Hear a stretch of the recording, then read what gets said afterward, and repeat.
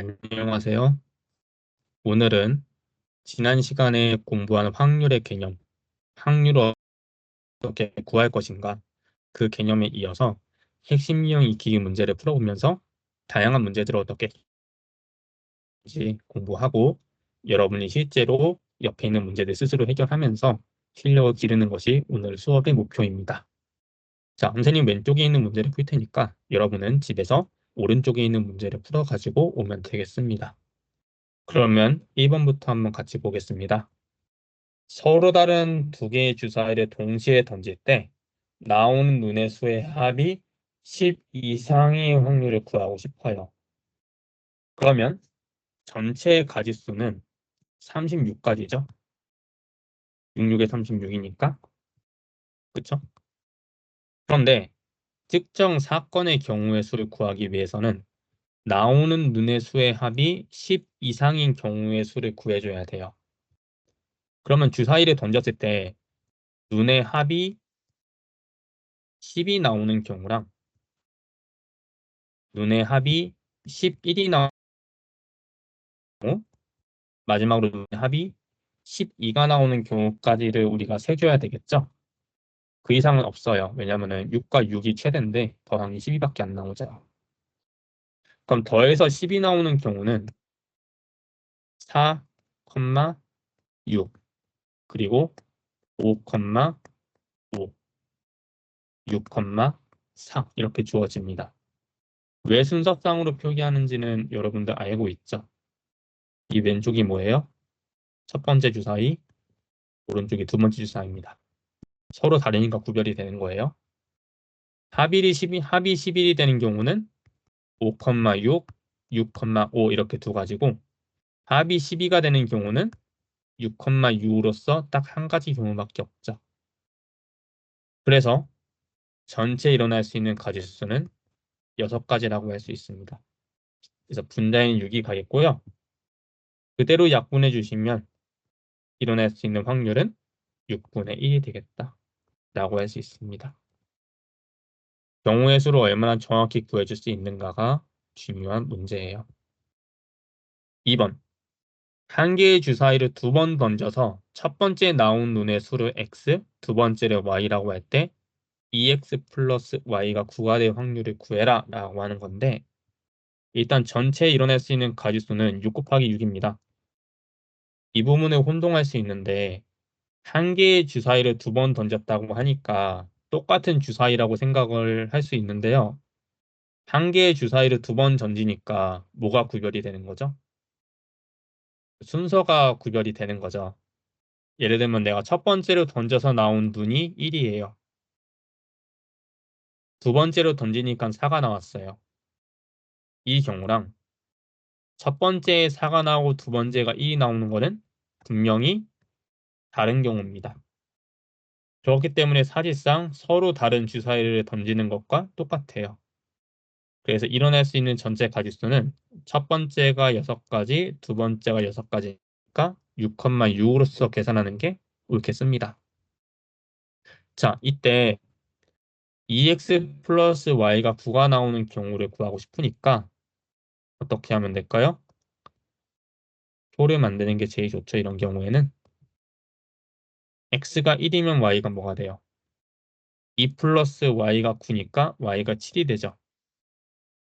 네, 됩니까? 안 되죠. 눈에 7이 없어요. 불가능합니다. 2면요? 2는 4니까 y가 5가 되면 되죠. 가능합니다. 그죠? x가 3이면 6 플러스 3이 9니까 가능해요. x가 4면은 8 플러스 y가 9니까 1이에요. 가능하죠. 근데 x가 5면 어떻게 됩니까? 요 녀석이 10이 돼버리니까 y가 마이너스 1이어야 돼요. 그런 건 없죠. 주사위에선. 그래서 일어날 수 있는 가지수는 한 가지, 두 가지, 세 가지가 된다. 그래서 특정 사건의 경우의 수가 3이 되니까 약분을 해주시면 12분의 1이 확률로서 주어지는 겁니다. 아주 쉽죠? 자, 다음으로 갑시다. 문제 3번. 반지름의 길이가 2cm인 원 모양의 관형에 화살을 한번 쏠 때 색칠한 부분은 마치 확률을 구하자고 합니다. 이때 뭐 경계선에 맞거나 관역을 벗어나는 애매한 상황은 생기지 않는다라고 가정을 했어요. 이런 문제 어떻게 해결하면 되냐면요. 일단 확률이니까 전체 경우의 수에서 해당 사건의 경우의 수를 나눠주면 되잖아요. 반대로 사건의 경우의 수에서 전체 경우의 수를 나눠버리면 되잖아요. 그런데 이 원판에 보시면은 지금 반지름이 2짜리인 원이 전체 원판이죠. 이 점 하나하나마다가 가능성인 거예요. 이해가 됩니까, 여러분들? 이 점이 맞을 수도 있고, 이 점이 맞을 수도 있고, 여기 맞을 수도 있고, 그런 거잖아요. 그렇죠? 그런데 점들을 다 모으면 뭐가 돼요? 점들을 전부 다 모으면 요 원의 넓이가 되죠. 무슨 말인지 알겠죠? 점들을 다 모으면은 요 원 안이 다 채워질 거 아니에요. 그래서 전체 경우의 수를 뭐라고 생각하면 되냐면 전체 원의 넓이로 생각해 주시면 되겠고 해당 사건의 경우의 수는 이 빨간색 원 안에 화살이 들어와야지 맞추는 거잖아요. 그렇기 때문에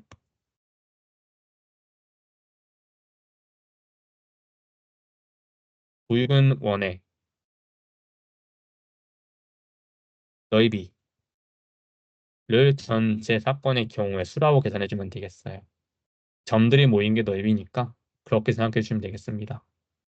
그 원의 우리가 파이 r의 제곱으로서 구하니까 전체 원의 넓이는 4파이가 되겠고요. 붉은 원의 넓이는 반지름이 1이니까 그냥 파이가 되죠. 그럼 파이끼리 약분을 하면은 확률이 4분의 1로서 주어지는 겁니다. 이렇게 도형이 나오는 경우에는 이런 느낌으로다가 이해해 주시면 되겠습니다. 괜찮죠? 여기까지?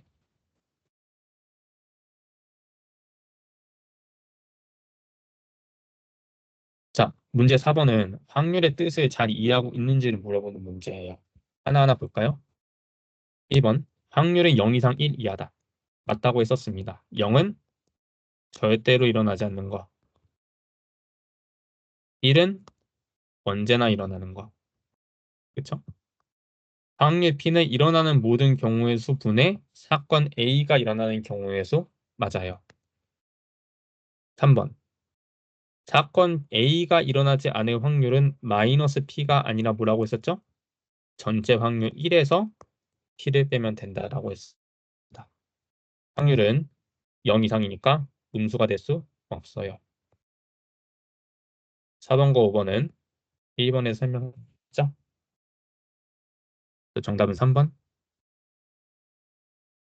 이제 조금씩 복잡해지기 시작합니다. 문제 5번.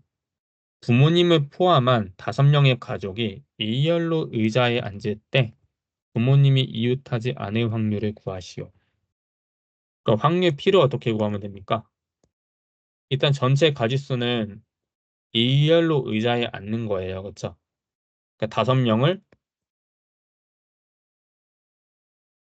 나열하는 경우의 수가 되는 겁니다. 괜찮죠? 그런데 특정한 사건의 경우가 뭐예요? 부모님이 이웃하지 않을 확률인 거예요. 부모님이 이웃하지 않는 경우의 수. 그러면 전체 경우의 수는 구하기 쉬워요. 자리가 5개있다 생각하고 경우의 수를 하나씩 줄여가면서 안 치면 되죠. 부모님이 이웃하지 않는 경우의 수를 내가 직접 구한다고 하면은 엄청 절망스러운 문제가 됩니다. 하나만 예를 들어볼까요? 이쪽에 아버지가 계시면은 여기 어머니가 계시고 또는 더 멀리가 또는 양 끝에 있어. 또는 부모님 일로 오시고 어머니는 도망갈 곳이 없으니 끝에 있어. 이걸 다 센다고 하면은 정신없겠죠. 그래서 이거는 직접 구하는 게 아니에요. 직접 구하는 게 아니고 어떤 걸 사용하면 되겠어요? 부모님이 함께 계시거나 아니면은 떨어져 계시거나 둘 중 하나잖아요. 그쵸? 우리는 뭐를 구하면 되겠어요? 부모님이 함께 계시는 경우를 구한 다음에 전체에서 빼버리면 되겠죠. 그거 되게 간단해지죠, 그런 문제가. 직접 하는 게 아니라 어떻게 한다. 경우의 수를 전체 확률이 1에서 부모님이 이웃할 확률을 빼버리면은 부모님이 이웃하지 않는 확률이 나온다는 겁니다. 이건 훨씬 간단하죠? 그럼 결국은 요걸 계산해주면 되는데 요건 우리 경우의 수 할 때 많이 했습니다. 1에서 전체 가지수는 5, 4, 3, 2, 1이고요. 부모님이 이웃하니까 어떻게 하면 되죠? 부모님을 하나로 조를 만들어 주자. 부모님을 제외한 3명과 부모님이 한 몸이 됐으니까 사실상 사람이 4명이 되는 거잖아요. 그럼 이 4명의 나이라는 가지수는 4, 3, 2, 1이고요. 부모님이 자리를 바꿔 앉을 수도 있으니까 그 경우도 고려하면은 곱하기 2배를 해주면은 이게 바로 부모님이 이웃할 확률이 되는 거예요. 그럼 보다시피 약분이 한 번에 좀 많이 되면서 계산이 확 줄어듭니다. 일단 4, 3, 2, 1이 순서대로 사라지죠? 그리고 분모에는 5가 남고 분자에는 2가 남아요. 그래서 1 마이너스 5분의 2가 되니까 5분의 3으로 떨어지죠. 그래서 얘가 뭐가 된다는 거예요? 부모님이 이웃하지 않을 확률이 된다는 겁니다. 그래서 어떤 사건이 일어나지 않을 확률을 이용하니까 이거를 일일이 구하는 대참사가 일어나지 않고 비교적 간단하게 확률을 구할 수 있었다라고 하는 게 포인트입니다. 잘 활용할 수 있어야 돼요. 대단히 유용한 정리예요. 자, 문제 6번도 같은 선상에 있는 문제입니다.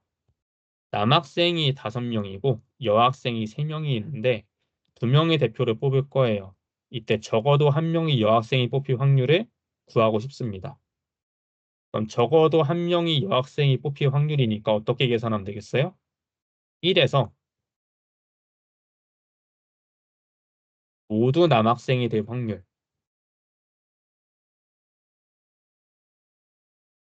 빼버리면 되겠죠. 그쵸?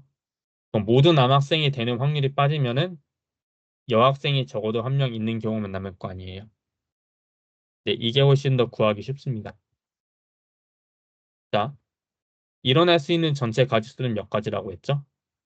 그냥 8명 중에서 대표 2명을 뽑는 거니까 자리가 2개가 있어서 8 곱하기 7. 8명 중 1명이 대표가 되고 1명이 빠지면은 7가지죠. 8분의 7이 전체 가지수인데 대표는 자리 구별이 없어요. 자리 구별이 없기 때문에 몇으로 나눈다고 했었지? 2로 나눈다고 했었죠? 기억나죠? 앞에 경우에서 할 때 했습니다. 그래서 약분해 주시면은 일어날 수 있는 전체 가지수는 28가지가 되겠고요. 이제 분자에는 뭐가 오면 돼요? 모두 남학생이 될 확률이에요. 그러니까 여학생은 대표가 될 수 있어요, 없어요? 없죠. 그렇지 않습니까? 남학생만 대표가 되는 거니까. 그래서 결국 여기는 뭐가 오면 되냐면 5명의 남학생 중에서 2명을 뽑는 가지수를 구해주면 되는 겁니다. 그 얘기가 되죠. 여학생은 애초에 대표가 안 되니까 가지수에서 아예 빼버리면 돼요. 그건 남자 5명 중에서 2명을 뽑는 거니까 뭐가 되겠어요? 자리는 2개니까 5 곱하기 4. 대표는 구별이 안 되니까 나누기 2. 그럼 몇 가지가 되죠? 그러면 1에서 14분의 5를 빼는 거니까 14분의 9가 바로 우리가 구하고자 하는 확률이 되겠습니다. 괜찮죠? 그럼 5-1과 6-1은 선생님이 힌트를 하나씩 주도록 하겠어요. 힌트만 줄 테니까 그 힌트를 바탕으로 여러분이 문제를 풀어보면 되겠죠? 5-1은 재민이와 혜선이가 8층짜리 건물 1층에서 서로 다른 엘베를 탔어요. 우리 학원 건물이죠? 8층. 두 사람이 각각 2층에서 8층까지 중 한 층에서 내릴 때 두 사람이 서로 다른 층에서 내릴 확률을 구하시오. 경우의 수를 구한다고 하면은 되겠어요? 안 되겠죠, 그쵸? 너무 많아요. 재민이 2층, 뭐 혜선이 3층, 재민이 5층, 혜선이 8층. 다 구하면 힘들잖아요, 그쵸? 어떻게 하면 되겠습니까? 1에서 두 사람이 같은 층에서 내릴 확률을 빼버리면 되겠죠? 이건 가짓수가 되게 간단하지 않나요? 재민이 2층, 혜선이 2층, 땅땅땅, 재민이 8층, 혜선이 8층. 확률은 계산할 수 있죠, 여러분들? 이 확률은 여러분이 한번 계산해 봅시다. 6-1. 서로 다른 4개의 동전을 동시에 던진다고 합니다. 이거 잘 봐야 돼요. 4개입니다, 4개. 2개, 3개짜리 많이 하니까 디귿이 안 보이면은 3개인 줄 아는데 4개예요. 이런 포인트도 잘 봐야 되겠습니다. 적어도 하나는 뒷면이 나올 확률이니까 어떻게 한다? 전체 확률에서 모두 뭐가 나오면 돼요? 앞면, 반대의 상황. 앞면이 나올 확률을 빼버리면 되죠. 이거 구하는 건 껌이죠. 여러분이 할 수 있습니다. 계산해 보시면 되겠습니다. 선생님하고 이제 왼쪽에 있는 문제들을 같이 봤는데 오른쪽에 있는 문제들은 되게 유사한 문제들이죠. 여러분이 한번 풀어보시고요. 풀었는데도 잘 이해가 안 되고 하는 게 있으면 선생님께 꼭 질문하는 것으로 합시다. 특히 마지막에 다뤘던 유형 2개는 굉장히 중요한 유형들이니까 꼭 해설해 보면서 내가 이해할 수 있는지 또 실제로 풀 수 있는지도 옆에 있는 문제를 통해서 확인해 보는 것으로 합시다. 자, 다음 시간에는 사건이 좀 더 복잡해집니다. 우리 경우의 수에서도 사건이 여러 개가 나오는 경우 있었잖아요. 확률도 마찬가지예요. 여러 가지 사건이 일어날 확률, 그러니까 사건이 한 개가 아니라 2개, 3개, 4개가 일어날 확률도 여러분이 구할 수 있거든요. 거기에 대해서 좀 더 살펴보도록 할 거예요. 근데 그 전에 사건 한 개짜리의 확률을 잘 구해야지 2개, 3개도 구할 수 있겠죠. 옆에 있는 문제들 꼭 집에서 풀어보고 우리는 다음 시간에 만나는 것으로 합시다. 여러분 고생하셨습니다.